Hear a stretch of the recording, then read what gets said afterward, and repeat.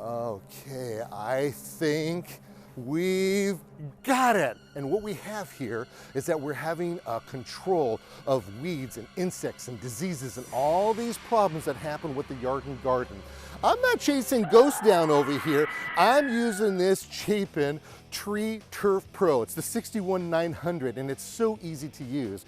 And the reason being is because it's a backpack and then you pump it up by pushing this thing up and down. And then it registers in this gauge how many pounds of pressure is in there.